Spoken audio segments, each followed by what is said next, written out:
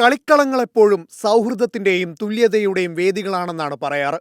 എന്നാൽ പശ്ചിമേഷ്യൻ രാഷ്ട്രീയ സാഹചര്യങ്ങളും അമേരിക്കയുടെ ലോക പോലീസിംഗും ചേരുമ്പോൾ ഫുട്ബോൾ മൈതാനങ്ങൾ വെറുമൊരു കളിസ്ഥലമല്ലാതായി മാറുകയാണ്. Football unites the world. കൽപ്പന്ത് കളി ലോകത്തെ ഒന്നിച്ചു നിർത്തും. ലോകത്തിലെ ക്യാപ്റ്റൻസ് ആംബാൻഡിലുള്ള സന്ദേശമാണിത്. എന്നാൽ അത് വെറും അക്ഷരങ്ങൾ മാത്രമായി ചുരുങ്ങുകയാണ്. Somalian referee Omar Abdul Qadir അർത്താനെ US അധികൃതർ തിരിച്ചയച്ചത് ഈ ലോകകപ്പിലുണ്ടായ വിവേചനത്തിന്റെ ആദ്യപാഠം.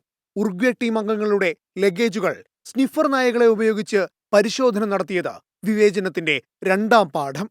ഒടുവിലിതാ ഇറാനോടും. മത്സരത്തിന് 24 മണിക്കൂർ മുമ്പ് മാത്രമേ അമേരിക്കയിൽ പ്രവേശിക്കാൻ പാടുള്ളൂ. ന്യൂസിലാൻഡിനെതിരായ ആദ്യ കളി കഴിഞ്ഞാൽ ഉടൻ കളിക്കാർക്ക് ശ്വാസം വിടാൻ പോലും സമയം നൽകാതെ മെക്സിക്കോയിലെ ക്യാമ്പിലേക്ക് മടങ്ങാൻ US അധികൃതർ ആവശ്യപ്പെട്ടു.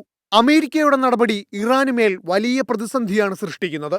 ഉപരോധങ്ങളും യാത്രാവിലക്കുകളും കായികരംഗത്തേക്കും വലിച്ചിഴയ്ക്കുന്നതിലൂടെ അമേരിക്ക രാഷ്ട്രീയ വിദ്വേഷം തീർക്കുകയാണെന്ന ഗുരുതര ആരോപണമാണ് ഉയരുന്നത്.